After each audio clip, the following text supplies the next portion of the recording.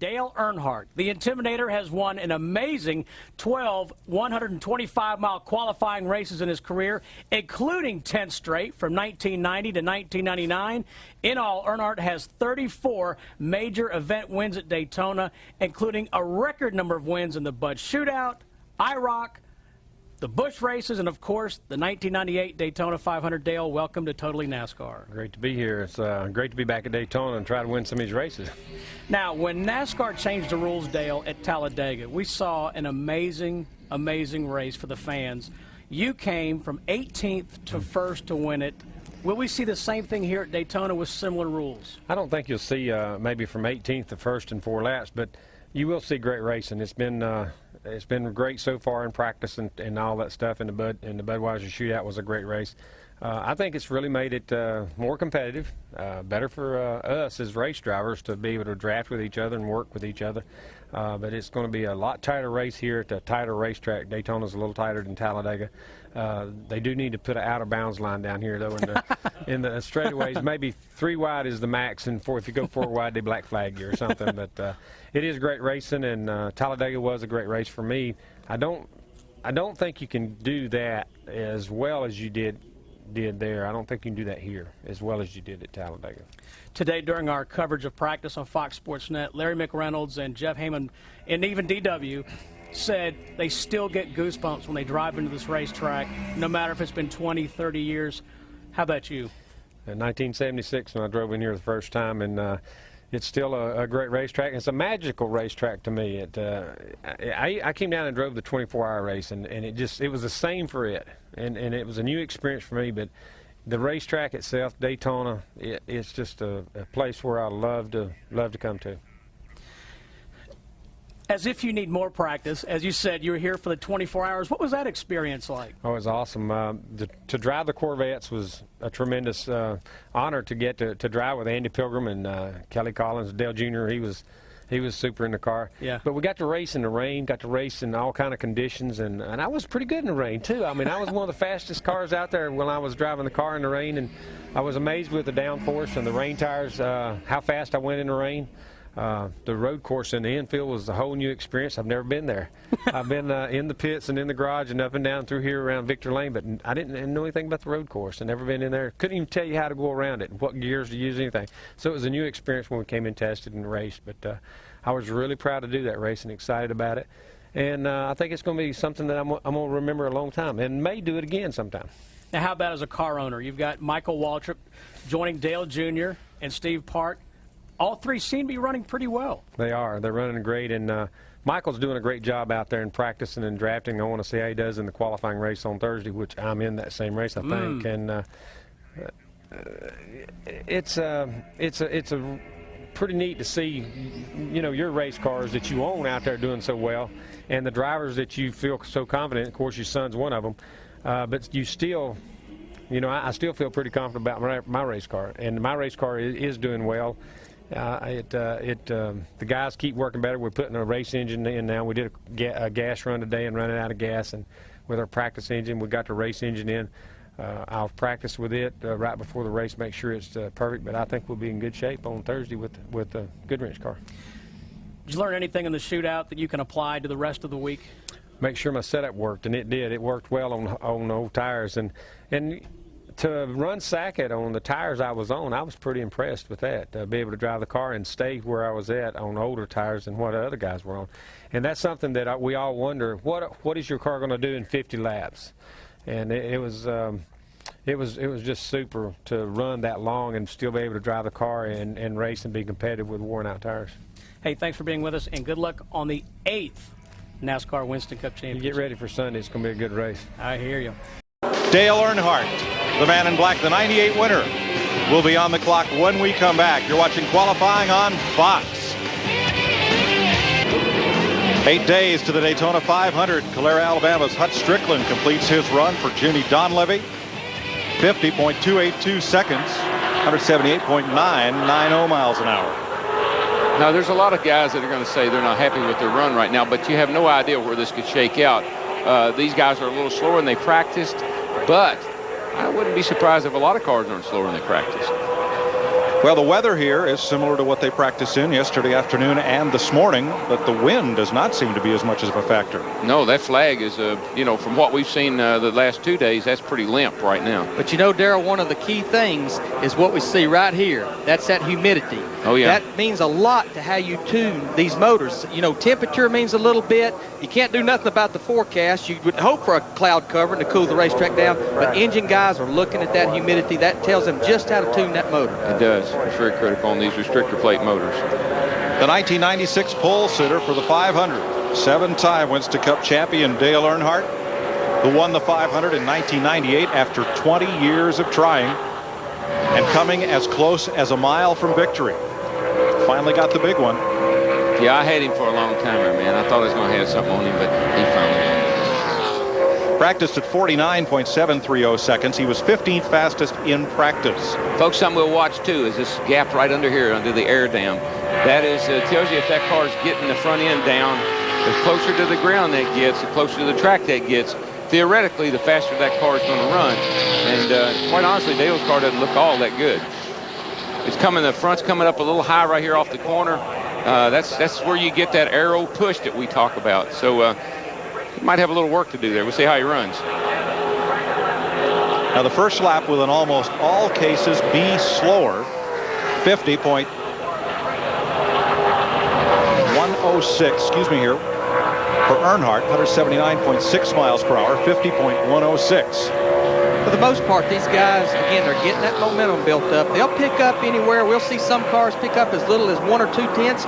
Darrell, if they run that high line on their first lap, they may pick up as much as a half a second. Well, we've seen that here in the past with the old aero package. Cars seem to really gain a lot of momentum on that second lap, but because of the having to open the grill up a little bit to make the car perform, all the drag the car has because of the aero package, I'm surprised to see guys gain much.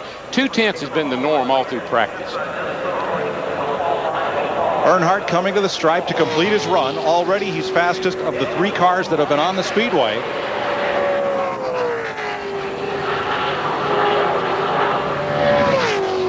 .808. That is a tenth off of what he practiced, but 180.694 is the fastest speed thus far. Let's talk to the fastest man so far, Jeannie. Yes, the fastest man so far, Dale Earnhardt. Do you like the conditions out there on the track? It's a little hotter than what it was this morning. A little bit slower than what we ran a qualifying run this morning, but a lot of cars were on the track. The wind may be a little stronger right now, so a lot of elements probably got into it. I was watching them work on some of your aero packages before you even came out here. What changes were you making? Trying to get over this temperature, really, and to just go faster. Anything you can do, just the smallest amount of thing you can do here makes a difference. I think this wind coming down the front straightaway hurt us, though. All right, thank you so much for the time. Mike? Here comes the... Dale Earnhardt. And Dale, this is the same car you all won the Brickyard with, isn't it? Well, it is. Hope it runs as good here during the race. Starting to rain down turn 1, though. We'll see what happens here. Gordon's going out and testing the rain. What kind of advice would you give him if you could right now with that rain maybe coming down? Stay on pit road. All right, Dale. How you guys running? I think you're, what, 11 fastest in practice? Yeah, but see the raindrops hitting on the top here? That shows that the track's going to be a little bit loose. How loose is it?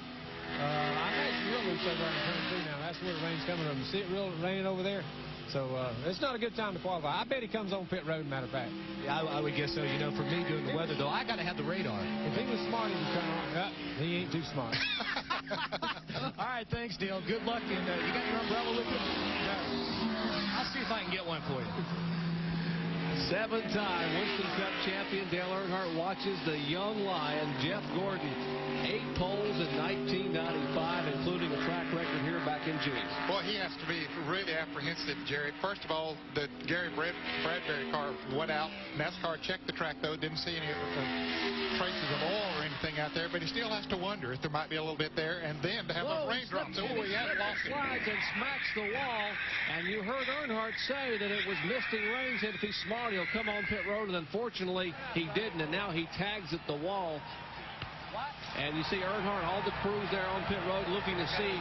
Now there's concerns are for the driver, of course, Jeff Gordon. And he hit over there, and the car now rolls down across the racetrack. He tried to gather it back in. The car began to wiggle a little bit heading into turn 3. You can see him moving around. He's okay, fortunately. You can see he's already unbuckled his safety harness and the window net coming out of the car, so that is the good news. I'm sure that he's disgusted with the fact that his race car is torn up, and realizing that it perhaps should not have been out there at full speed. Now the rains you can see his hands up. Now the rains are beginning to fall around the racetrack. You see that rain shower over there coming down as the rains began to move across the racetrack. Just a bit of a mist falling when his car left pit road, but now it's beginning to come down. And we had a rain shower here about an hour and a half ago. It came over pretty well for about 30 minutes, and obviously very, very disgusted Jeff Gordon after he has smacked the wall heavily in turn 3, and both ends of the car seriously damaged. And Jerry, the sun's shining on turn 4 and down the front straightaway here, but it's raining over there. You don't see that look on Jeff Gordon very often. He's had a great year.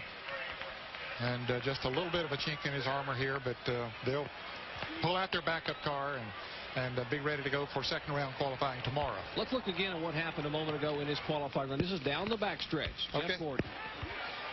And it looks like a little water coming off the wheels there, Jerry, as he goes into that turn 3.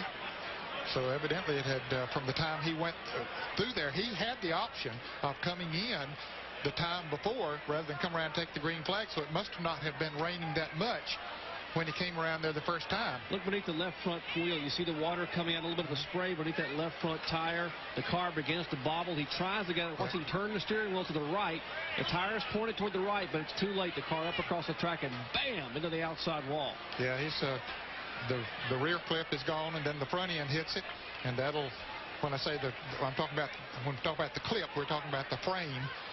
Is, I'm sure, bent on both ends, front and rear. Here's real time.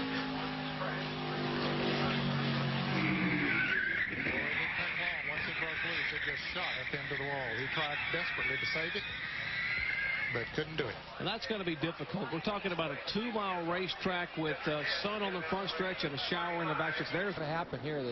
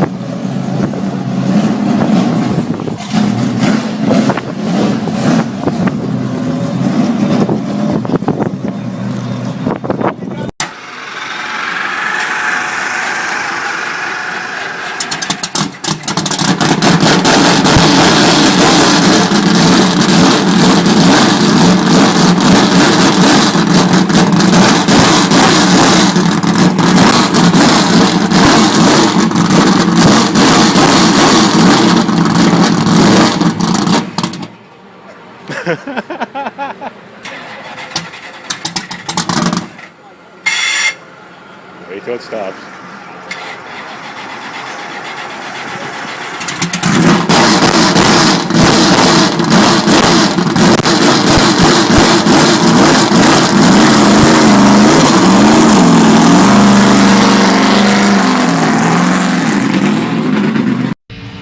Earnhardt takes the lead. And Earnhardt takes the checkered flag. Where's he going? I don't know. Hey, he's going hunting.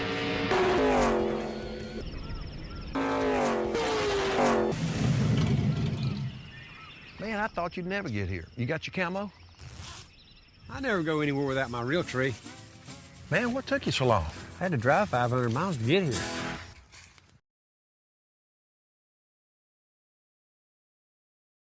NASCAR Passing by Team Monte Carlo.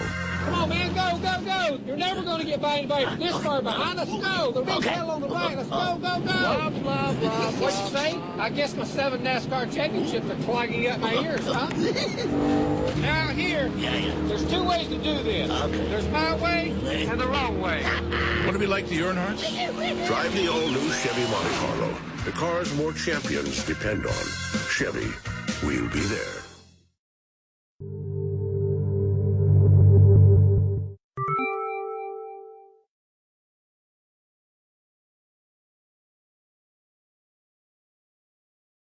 Dale Earnhardt likes to travel with his pit crew, and they always pit at 76. Go, guys, you're looking good. Because 76 with Pro Power is the official fuel of NASCAR. How we doing? I'm on it, boss. It's cleaner burning for more powerful performance, whether it's in NASCAR or in your car. You guys always been this fast. We'd have won Daytona a long time ago. Get the spirit of 76.